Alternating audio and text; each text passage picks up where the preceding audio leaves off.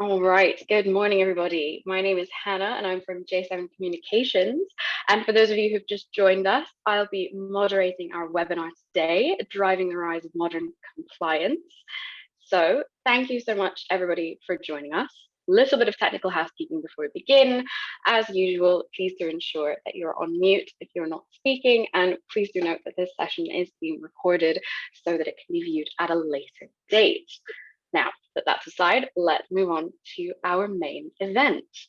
So here to tell us today about modern compliance are guests from across the financial services and compliance industries, lending their insights about the regulatory landscape and the role of regulatory technology in 2021. So after we hear from our speakers, we'll be taking audience questions. So please do share your questions using the chat function throughout the webinar today, and then we'll address these at the end. So before we hear from our first speaker, let's start off with a little question for the audience. So I believe we have two poll questions that have been preloaded for this webinar. And I'd like you to focus on the first one, if possible, to give us an overview of how you, our audience, currently conduct compliance monitoring. And we'll come back to the second poll question at the end. And your answer options are manually, using technology, or a combination of manual and technology. And while you answer the poll, let's address what we mean when we say modern compliance. So the financial services regulatory compliance today is being conducted in an age of rapidly evolving consumer and industry trends. And as such, compliance officers must not only adhere to regulatory requirements and regulatory change, but also keep up with changing trends in the industry, as well as the potential influence of geopolitics, the ongoing COVID-19 pandemic, and the changing face of workplaces. So this is what we mean by modern compliance. It goes beyond merely following the rules and ticking boxes for the regulator. Compliance today involves agility, industry awareness, and up-to-date skills. And technology also performs a crucial component of it. It's a vital tool increasingly now for compliance officers to manage their challenging and varied roles, be it through automation, risk reduction, or management and oversight of work and processes. So I wonder, Simon, who is handling our tech today, if I can have a look at the poll. I can't see our poll answers, but it would be great to have a little look at those just now and get some reactions from our panel if possible. Here we are.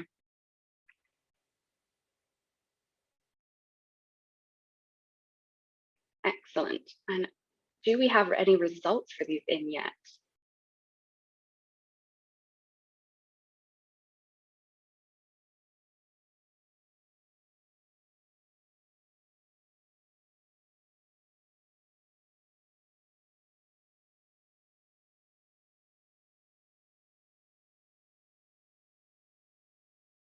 Let's press pause on our poll for now, and we'll return to that at the end, because as you see, we also have a second question that we'd like to return to at the end of our session. So for now, let's move to our first speaker. So our first speaker is Paul Scott, who is an experienced board-level executive with extensive strategic, operational, commercial, and regulatory expertise, and he's currently CEO of Complyport. Prior to joining Complyport, Paul has worked for the likes of Huntswood, KPMG, the FSA, and Barclays. And today we're drawing on his expertise and experience in managing high-profile regulatory issues to discuss reporting and record keeping. So, Paul, we know that these are some of the most demanding elements of compliance, and technology is increasingly having an impact on these areas. But I'm curious, what do you think the FCA and PRA's agenda is in relation to reporting and record keeping requirements? Well, I mean, look, data is an increasing part of the regulatory strategy. Anybody that will be very familiar with the FCA's kind of data strategy. It's a crucial part, really, of how they transform their business and increasingly ensure that they are cost effective and fleet of foot with clearly kind of good insight of emerging issues in the market. So, people on this call will be well aware of, therefore, their part to play in this agenda, which includes a quite onerous kind of regulatory reporting regime. I know, talking to a lot of firms, that the resource requirements and the demands of the FCA, particularly around reporting, are significantly kind of increasing. So look, it's a really key part of their kind of strategy, the FCA, and increasingly, we think that will only increase, as they look to kind of, like say, get a real good view of the emerging issues across sectors, and direct their kind of limited resource accordingly.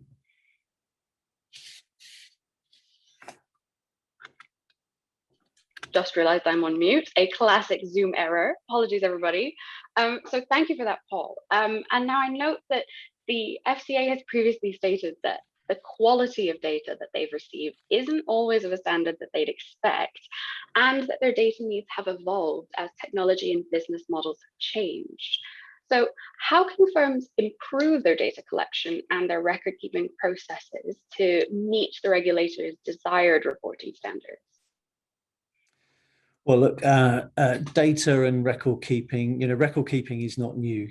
Firms this is a key part of the compliance agenda, really. And for those people that have been around, kind of, if you can't kind of demonstrate compliance, it kind of didn't happen.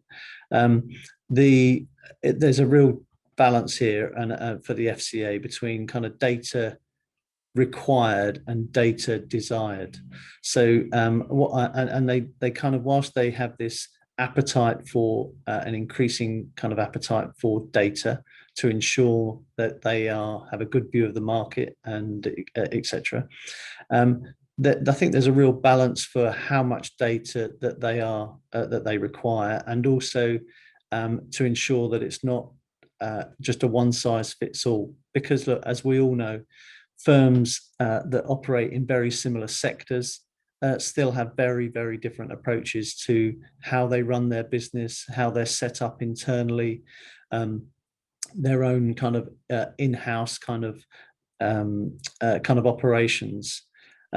Just to give you an example of that, I was talking to a firm recently about data reporting, and particularly the FCA looking for data around products, and particularly around product P&Ls. But this particular firm didn't operate that way. They were very service driven, a very holistic view. And so, that they rightly kind of rebutted the kind of the desire or the request from the FCA around the kind of data for a product P&L.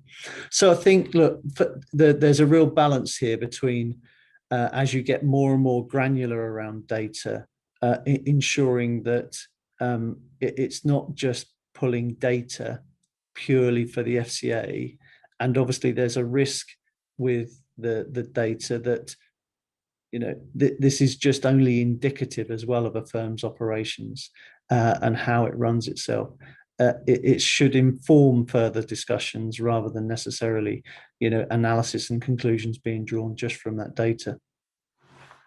Okay, so getting that balance, I like what you said. It's don't just do it for the sake of it. Like, actually think about the why, not just the what, not just your obligation, but why you're being asked to do it. So do you think that's perhaps the key takeaway here for firms looking to make sure that their data is improved? Just keep asking yourself, what's the why in this situation, or why is the regulator asking you to do this?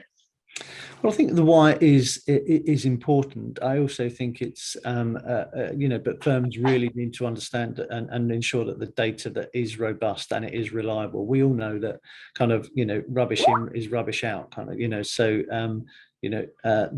and clearly the FCA want common reporting standards. They need to be able to aggregate data, to benchmark, and to kind of ultimately look for outliers. But and so therefore, in the provision of that data, firms really need to ensure that they that their data and their returns are robust. You know, the PRA, going back probably 18 months, issued a Dear CEO letter to firms to ensure that senior management rightly understand that reporting needs to be robust. In the senior management regime, regulatory reporting is a prescribed responsibility. And so these are the discussions that kind of board, senior management and board should be having as well, to ensure that, you know, that they have the right data, report the right data, and kind of ensure that they interrogate that data as well, before necessarily kind of giving it to the FCA. I see. So there's got to be a top-down approach. You can't just isolate it to a compliance team. That's really interesting. And actually, I want to come back to another point you made. So you mentioned adopting common data standards. So we know that defining and sourcing data does vary from firm to firm. So am I right in thinking that you believe that, you know, adopting approaches like common data standards or even like standardizing operational activity would improve or impact the quality of record keeping? I think technology can help from an efficiency and from an effectiveness point of view, clearly, and for a number of the kind of regulatory reporting requirements, whether that's, you know, FATCA, common reporting standards, MiFID, you know, complaints. You know, that there are a range of different reporting requirements that, you know, that are covered through the handbook. Technology clearly needs to ensure that actually the robustness of that reporting, but also the efficiency of that reporting as well. You know, that there are multiple, you know, sort of providers out there that can support firms across that kind of what is a quite diverse agenda, and clearly that's you know, firms are always challenged from a cost point of view, always challenged from, you know, being overworked. You never get to the bottom of your to-do list. You never. So technology clearly has a key role to play in really ensuring efficient, and it's really there to design to support the compliance personnel. You know, this is not making, you know, we know that the requests from the regulator are onerous. You know, they're more data hungry, and the more that technology can facilitate firms to ensure efficiency, I think is a good thing. It's really there to ensure that they kind of work a bit smarter rather than harder. I like that. Work smart, not hard. Brilliant. Okay, thank you so much, Paul. So we have covered data and reporting, but we also know that a key part of compliance is ensuring that existing compliance processes are optimized and improved where necessary, something that Paul has touched on. And again, as we've discussed, modern compliance is increasingly involving technology in order to achieve this. So here to tell us more about what this looks like is our second speaker, Steve Williams, Senior Vice President for Regulatory Compliance at Teleperformance BPO UK. So Steve's current role, overseeing TP's regulated work for some major financial services brands, is the latest installment in a long financial services career that includes roles at Capita Marine Insurer and the FSA, my apologies. So he joins us today to discuss how RegTech can operate as an extension of compliance teams to help them stay on top of core tasks and processes. So Steve, let's begin by addressing compliance monitoring, which is that first question we asked our audience about. So we know that this is a vital task for any compliance team, but how can RegTech modernize monitoring? I think one of the most important things before we get into that detail is just a general statement to say, what are we doing these things for? Are we doing them for ourselves as a business, or are we doing them for the regulator? And I think this is where a lot of people get it wrong. They actually think we're doing things for the regulator, but actually most of the time what we're doing as compliance functions should be for us as a business. So if we take compliance monitoring, as an example of that. Why are we doing compliance monitoring? Is it because we want to tell the regulator that we're doing it? Or is it because we actually want to find out about our business and how it's operating? So the important thing here from a technology perspective is to make sure that any improvements that technology brings to compliance monitoring is actually helping us find out more about our business. So that's really the starting point. But there's lots and lots of organisations, as Paul mentioned, that will provide you with RegTech solutions for your compliance monitoring. So systems which provide tracking systems and help you make your compliance monitoring more efficient. But that's really the sort of the wraparound of compliance monitoring. It's not the sort of meat and bones of it. What that involves is us going out and looking at our business and establishing exactly what's going on. And I don't think technology can really replace that. You know, the human touch of going out and talking to people, actually physically finding out what's happening is really important. But absolutely, technology can help us get a lot more out of compliance monitoring than perhaps it did in the past. So, you know, if you're doing some monitoring around training, for example, you know, how is your training operating? There's lots and lots of information that you can get from your training modules in terms of the amount of people that have done it, how quickly they do it, what the pass rates are, whether any particular questions are causing problems, and all of that can point you towards an issue within your business. And that's what you're trying to get to. So use technology to help you with your compliance monitoring and your other aspects of compliance, but that's really what it's for. And it's to help the business improve, not to tell the regulator how well you're doing. Great. Okay. So thinking about that why again, thank you, Steve. So we've covered monitoring, but what about compliance policies? Is there a role for regulatory technology there? Yeah, absolutely. So one of the things that I think a lot of certainly the bigger companies will struggle with is, you know, you've got a compliance policy. How do you update it? When do you update it? So having a sort of and I'll tell you how we do it. We've got what we call a knowledge repository, and all of our policies are stored on the knowledge repository, and they've all got dates where we have to review them. And obviously, you know, if something changes in the meantime, then you will sort of update that policy. But it gives you a methodology of making sure that you don't miss an update of a compliance policy, because keeping compliance policies up to date are absolutely vital for us as a function. But making sure that they are relevant to the business as well. So that's the first point about compliance policies, making sure they're relevant to the business. But once you've got them, then making sure you keep them up to date is really important. And having a system which prompts you to review them is absolutely essential. Great.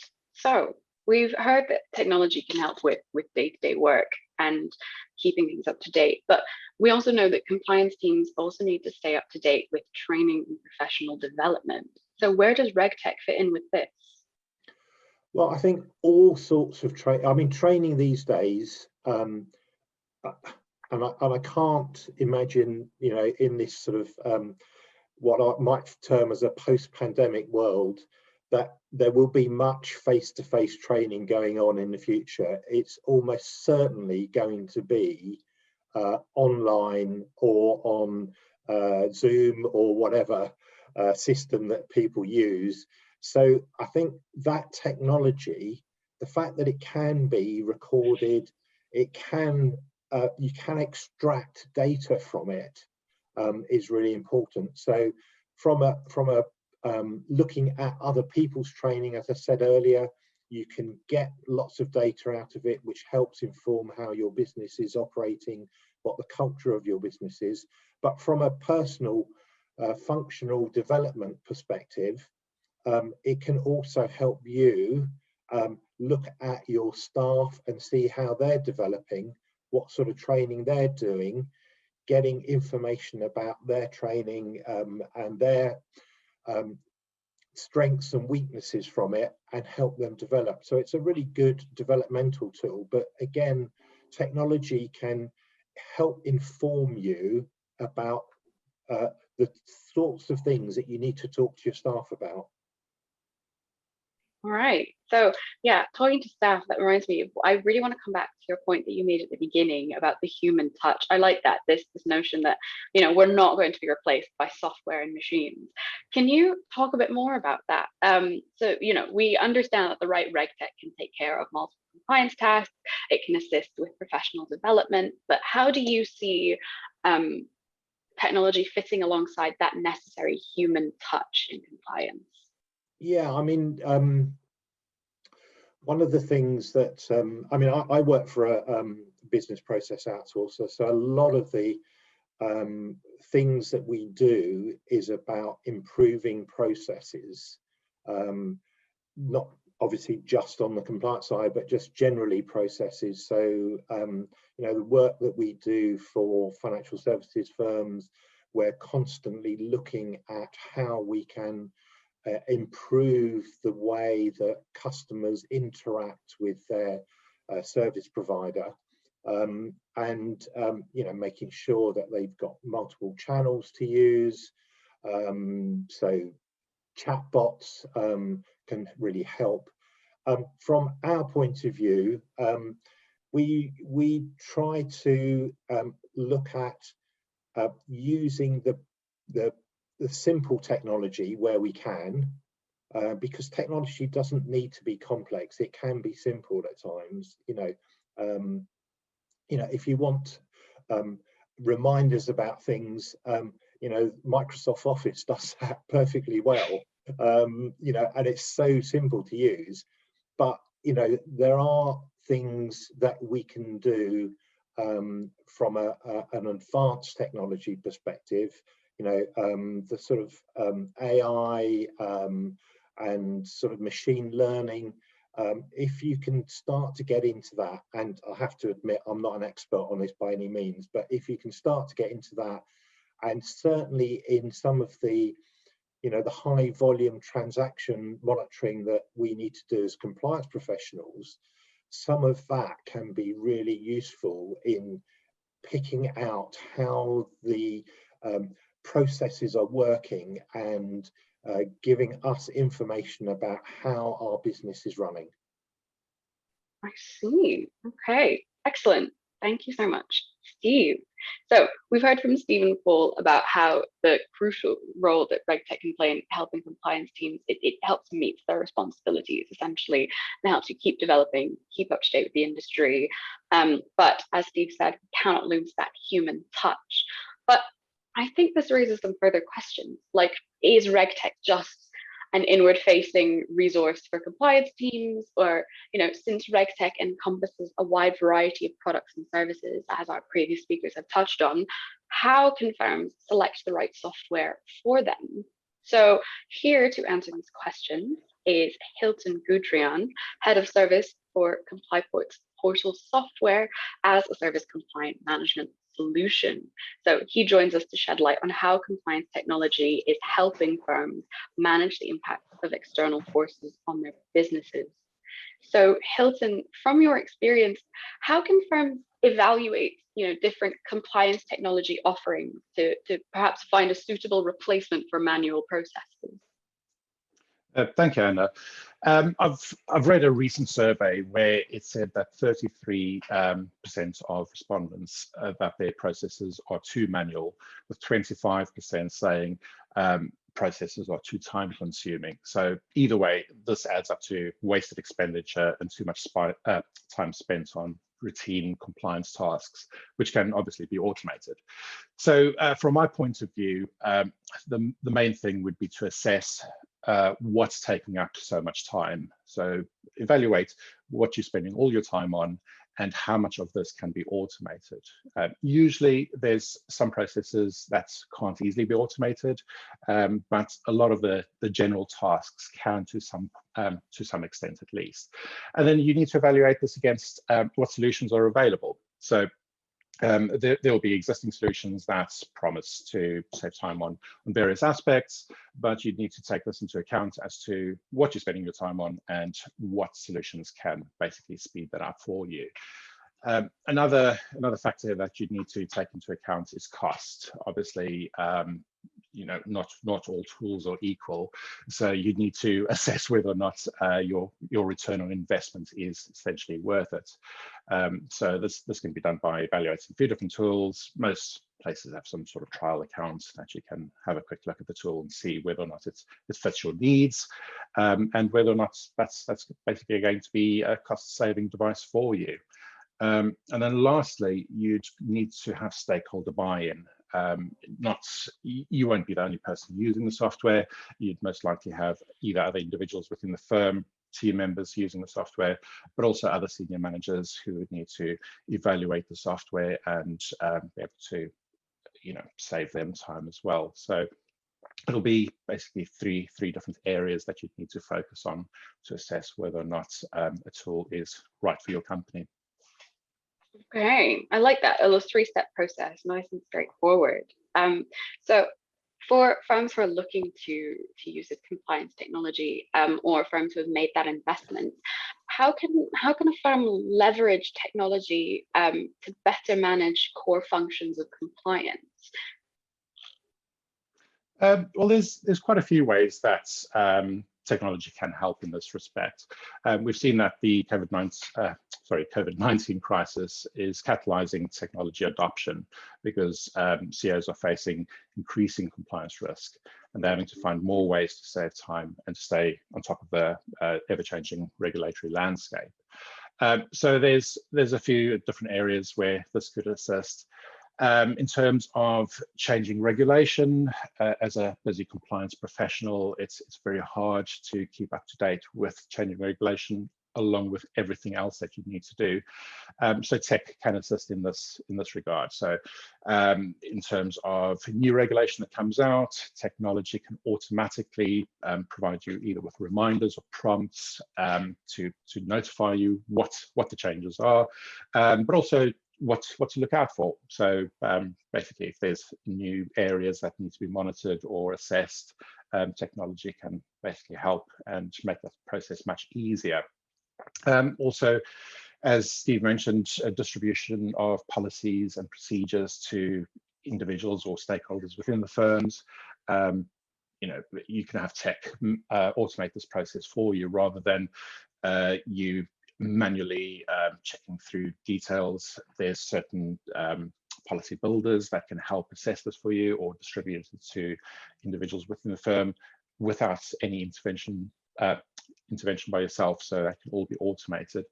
And other things such as anti-money laundering or KYC, know your customer. In some cases, this process can be very manual, collating data from individuals and then assessing it against different databases. There are solutions that will basically automate a lot of this process for you. So things such as document verification checks or e-identity checks, looking up PEPs, politically exposed persons, or sanctions or adverse media.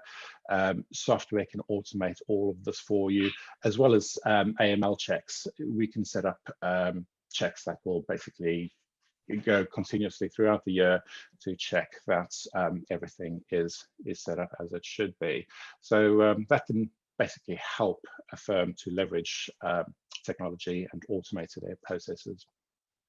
Okay, automation is key there. It actually reminds me of something that Paul said about how compliance, while necessary, can be quite onerous. So it's interesting that we've got this theme emerging about how technology tends to be designed to take away that element and free up the human capital, if you will, of teams for those more complex tasks that, as Steve put it, need that human touch. Interesting. So, Hilton, can compliance technology also help firms to manage the impacts of external forces on their businesses? Yeah, of course. Obviously, you need to assess what those external forces are. And ways of doing that is obviously through risk assessments. So you can identify what those forces are and what mitigating controls you can put into place to mitigate against those naked risks.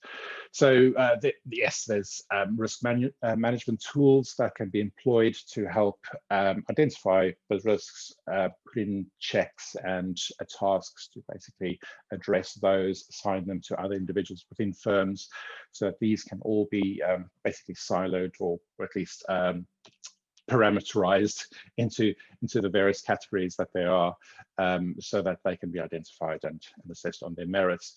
Other factors such as security as well are obviously very important to individuals. It's impossible to know what all the security risks are as a compliance professional. It's an ever-changing landscape, and there's new and improved ways of people accessing systems.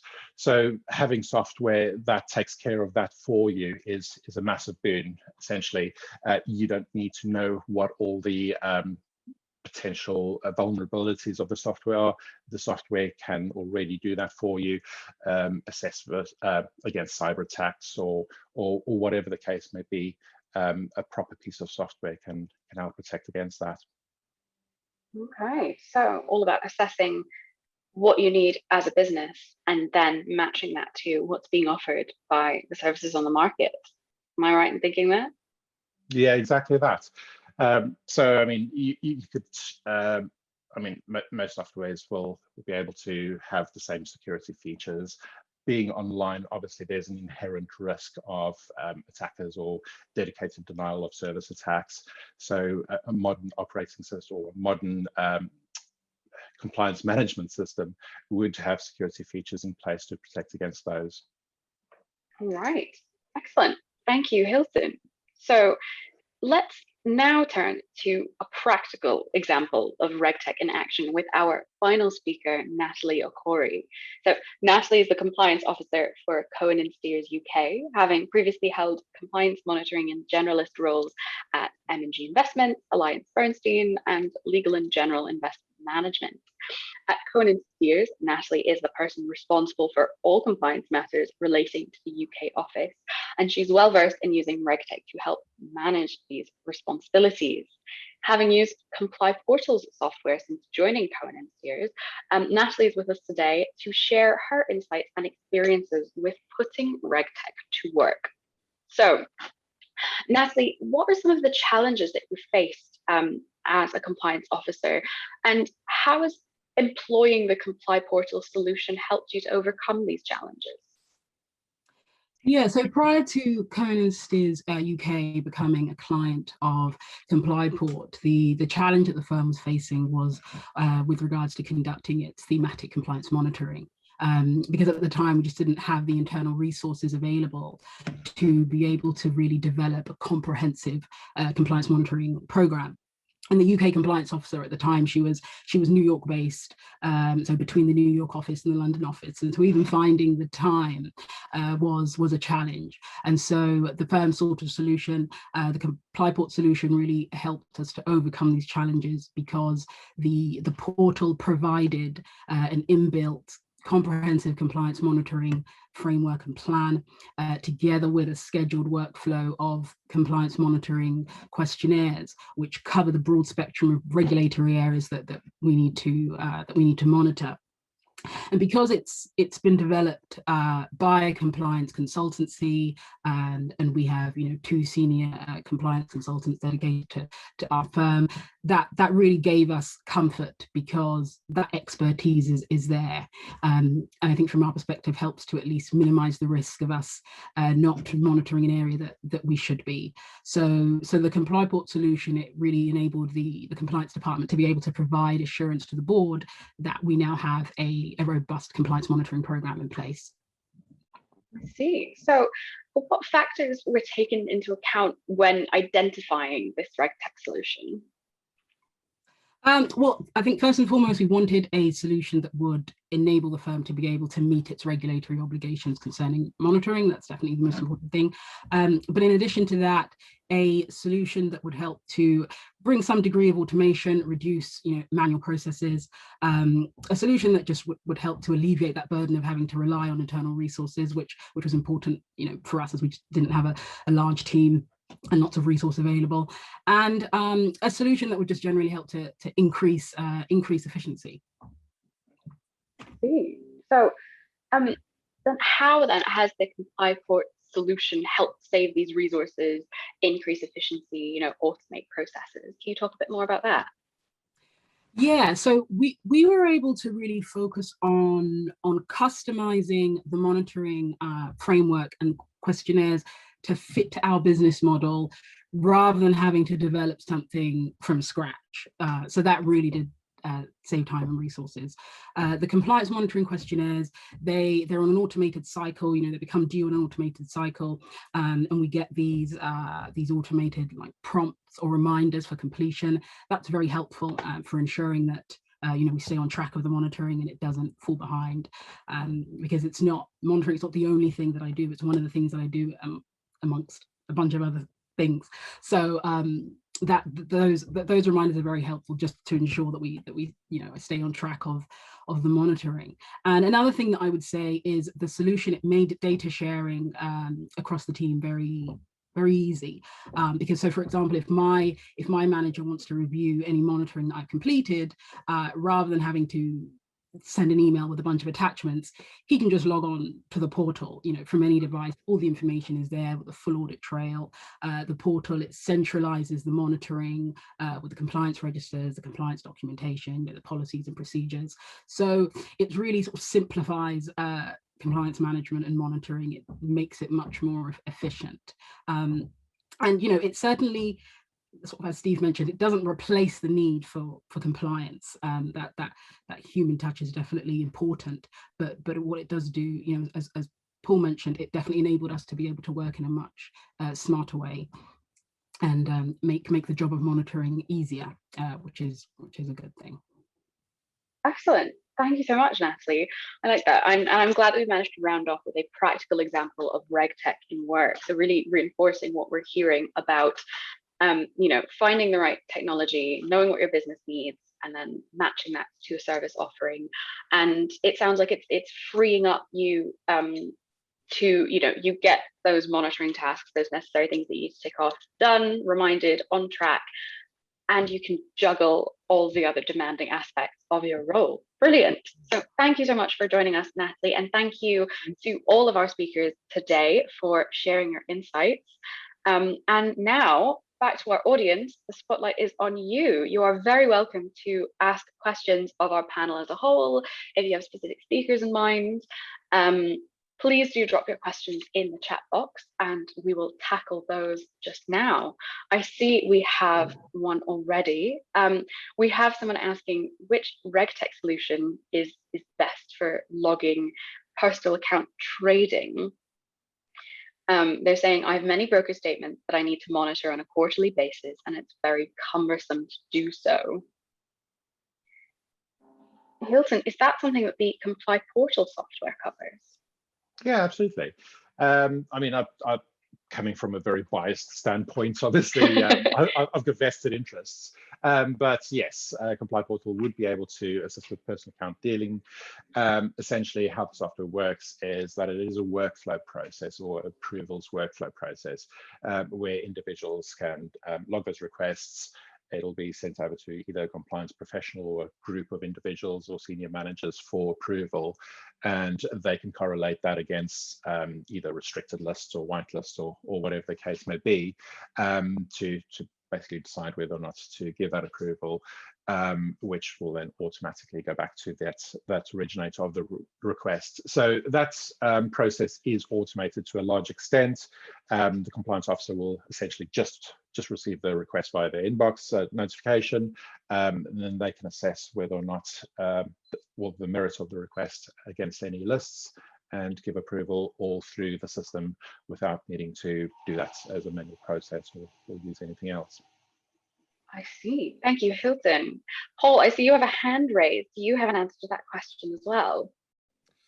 Well, not so much an answer. I was going to say, actually, what that does demonstrate is it is one of the challenges, because obviously that's a very specific activity that the kind of participant kind of raised the kind of question to, and I think that inherent is one of the challenges for firms really around. There are a number of different technology providers that have very bespoke kind of offerings relevant to very, very specific activity. And I think certainly in relation to some of the other providers, and I'm going to conclude Comply Portal in this, is that the range of modules means that it can support across a number of different activities, and whether that's compliance monitoring, as you've kind of heard from Natalie, through to kind of approvals, financial promotions, sign-offs, attestations, etc. A kind of broader range of kind of some of the kind of compliance kind of activities that we will all endeavour. Because I think one of the challenges for a lot of firms is clearly, if you're going to invest, having multiple providers is it can be a challenge in itself. Excellent. Thank you, Paul. We have a question from Samantha, missing the first 10 minutes. Yes, to Samantha and anyone else who's joined us late today, this session is being recorded, so you will be able to access the full webinar at a later date if you missed any parts of it or you just want to come back to any of the information. Thank you for asking that. And so we have a question from Suar asking, do you offer services for companies in the Middle East and North Africa region? And another specific question, is your system able to check documents in Arabic language? This sounds like another question about Comply Portal. Yeah, so maybe to answer the first question, yes, we absolutely do offer our services to Middle East and North African areas. The system is set up, or at least Comply Portal is set up in such a way that it's very modular. The workflows and systems are pretty much region agnostic, whether or not you're based in the US or Europe or wherever, the same processes are required. So by all accounts, yes, the system will be able to assist with that. In terms of foreign language support, no, Comply Portal isn't quite at that level yet, but obviously it is a very modular system and we're always looking to adopt new technologies, so that may very well be on the roadmap. Great, thank you, Hilton. I hope that answers the question. So we have one from Jason asking, what RegTech solutions exist for remote working approval of real-time financial promotions, such as online web pages and social media posts? Anyone specific in our panel have any feedback on that?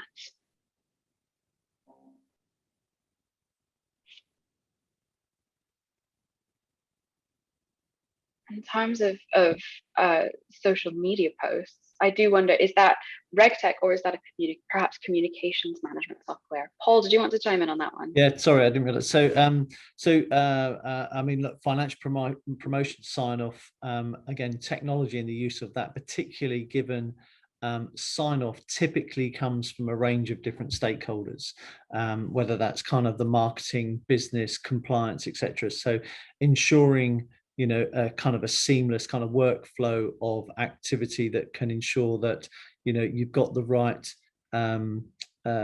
kind of process, and also that you can kind of demonstrate, the audit trail is there for kind of sign off is there, and that kind of process is inherent within a Comply Portal process technology. Awesome, thank you, Paul. I actually have a question myself while we wait for some more audience questions. I was wondering, Hilton, to come back to your point on stakeholder buy-in, quite rightly you pointed out that it's not just, say, a compliance officer who will be using the software. So this is perhaps, for our panel more widely. What would your advice be for listeners to the webinar who are, perhaps their organizations haven't invested in regulatory technology services, or there is a service out there they would like their firm to invest in? What would your advice be to listeners who are looking to secure stakeholder buy-in to make this software investment? Steve, do you want to chime in on that one? Yeah, if I may. I mean, I've been through this process quite recently where we were implementing a sort of an automated system to help us with our compliance monitoring and also our incident reporting. And one of the things that we really wanted to make sure was that we could get the buy-in from our stakeholders. So we did a series of sessions with the people in operations who would be inputting to the system and providing us with information. And the purpose of that was to persuade them and influence them that actually this was going to improve the efficiency of what we did and therefore make it less onerous for them. And if you can get their buy-in in terms of making sure that they understand that this is going to help them, they're going to use the system. So that's how we did it. And it's about talking to people, and this phrase now has come up a few times, but using that human touch of talking to people and saying, we're thinking about doing this. This is what benefits it will give us, but this is the benefits that it will give to you. Excellent. Communication is key. Thank you, Steve. So we have another, we have a little point in the Q&A here from Michael Harden, a point about Microsoft software for real-time approval processing. So Michael says, a lot of real-time approval processing can be done using basic Microsoft software, combining things like Microsoft Forms and SharePoint using Power Automate. So approval can be provided using the app. So he's saying that tech is an incredible enabler and time saver. It doesn't necessarily require bespoke software. That's a good point, Michael. It's whether you're looking for a dedicated RegTech solution or you're making use of the software that your organization uses, Microsoft Office or whatever it is. I think what we've seen from especially this massive pivot, that Hilton touched on, this rise in use of technology since the COVID-19 pandemic, particularly as many people in financial services and compliance work from home. It's all about optimizing the tools you have at your fingertips so that you can find on the market, just to make life a bit easier for yourselves and your team. So we have a question from Ed Gilmore. How long do you envision before regulators remove license holders from the equation and simply demand or obtain direct access to underlying data for their oversight and enforcement actions? Paul, I'll let you tackle that one. I mean, it's an interesting question. I mean, I think, I mean, look, maybe I'm less cynical than you. I think the answer is never. Obviously, I mean, we've seen across a number of different issues, particularly things like fraud, where the sharing of data across different organizations, regulatory or other industry players, it is kind of really kind of coming together to support in the prevention of fraud. And so, look, there is clearly merit in kind of sharing data to achieve kind of good outcomes. That said, I would suggest that the regulator kind of cutting out the regulated firm and going straight to kind of tech providers wouldn't necessarily happen particularly for kind of supervision and kind of enforcement related activity. I mean, at the end of the day, these firms aren't regulated. The FCA has the power for data requests even outside of regulatory returns under FISMA to go directly to regulated firms for that information. So look, I think it's unlikely, but look, there is merit, as I've said, with an element of kind of gathering holistic data to ensure that a full picture and ultimately drive better outcomes. But I think it's unlikely for the purposes of enforcement action. More. I see. Thank you, Paul. That was a very interesting question, Ed. Do we have any more from our audience today before we move on to our final polling question?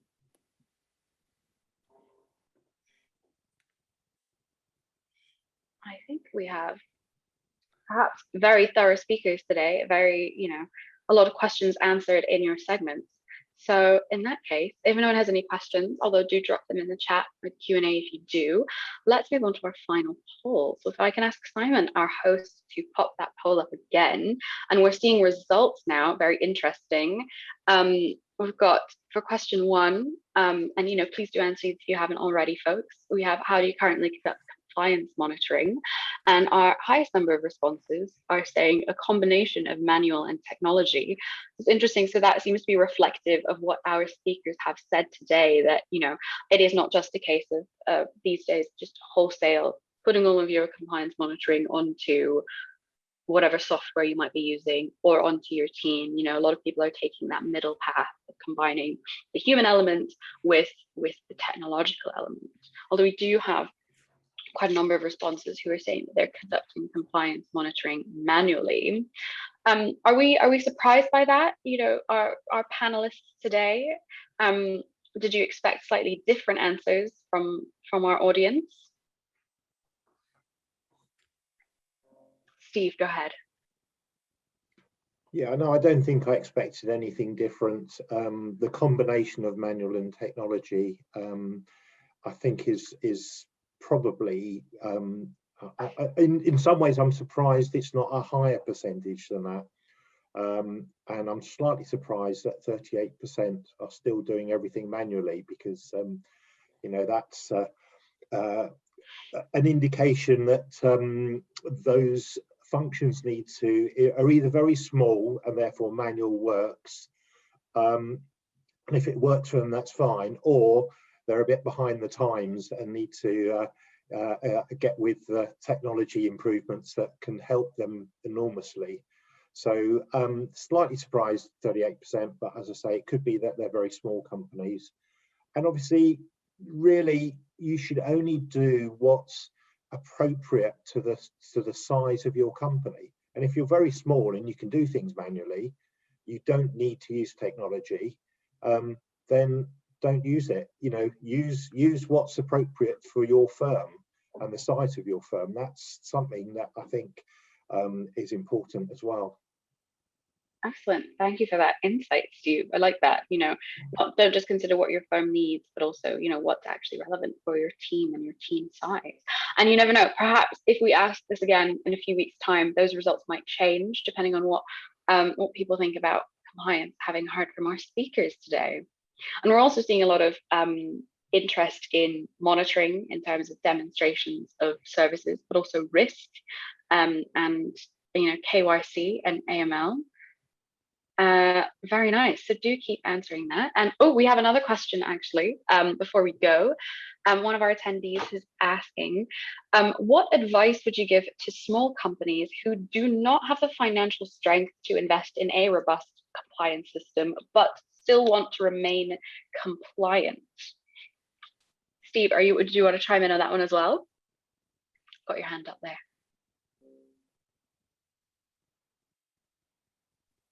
Sure. Sorry, I left my hand up from the previous question. No problem. another classic Zoom mistake. So apologies for that. But yeah, I mean, you don't have to spend lots of money on a robust compliance system. using the tools that you've got available to even the smallest companies. And you know, as I said in my session earlier on, you know, Microsoft Office and some of the Microsoft tools can do a huge amount of work for you, and you just need to think about what can you do using those tools to improve your processes. Think about it in terms of how can you digitize what you do. And one of the things that we did as an organization, we went through and listed out every single process that we did as a compliance function, and then look to see, well, how can we automate this? How can we digitize it? What can we do to make it more efficient? And in some cases we said, no, can't do it. Or in some cases we said, yes, we can do it, but it's going to cost too much money.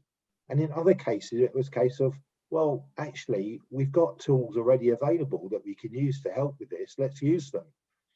And we did end up on compliance monitoring, investing in actually a bespoke system, but just think about how you can do things using your existing tools, and doing that process mapping that you do as a compliance function and working out if any part of that process can be automated is the way to start off. Excellent. Thank you, Steve. Do you have any more feedback from our panel? Any more advice for smaller companies who want to remain compliant but can't necessarily make that investment just now? Paul, do you want to go ahead?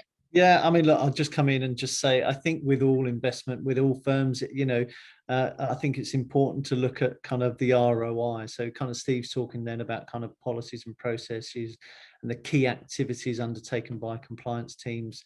You know, if at the end of the day that the technology is going to support in terms of alleviating and limiting some of that resource and direct it into other areas, then, you know, I think, you know, that is money that's going to be, or an investment that's going to be kind of over time. So I'd encourage firms just to kind of have a look at the ROI, you know, the relevant time frame, but then crucially also think about, you know, the business plans, you know, the benefit of obviously implementing technology is the scalability, and clearly all businesses want to grow.